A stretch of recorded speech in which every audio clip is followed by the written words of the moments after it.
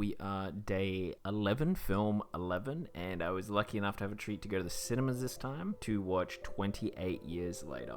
There were so many dead, infected and non-infected alike.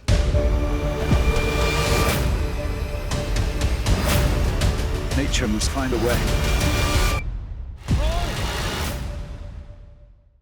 Actually, I'm not going to say too much about the story because it's still in the cinemas. I don't want to spoil anything and I want people to go in. I would just recommend going to watch it.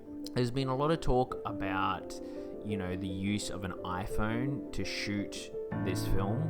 I'm not really going to talk into that because I feel like the director and there's been a lot of discussion about it regardless.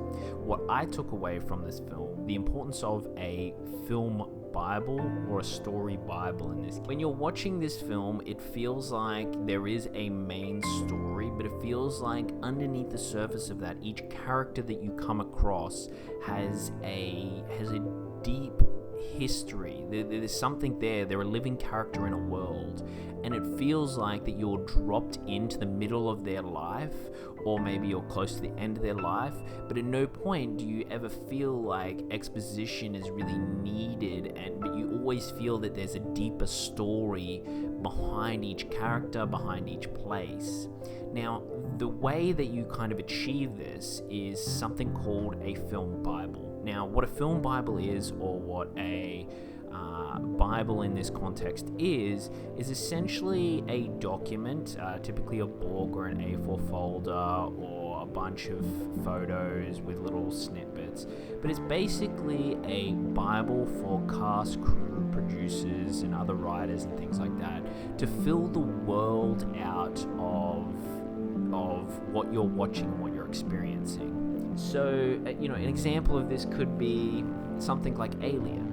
When you first watch Alien, there is a lot in the background which they don't show on film, they don't talk about. But there's a lot to talk about, like the physicality of the alien, how does it spit acid, all these types of things. Why is its head shaped the way that it is? And in 28 years later, it feels like everyone that you're coming in contact to has a really well thought out story. But you can feel it in all these small decisions that were made. It's more work in pre-production, of course.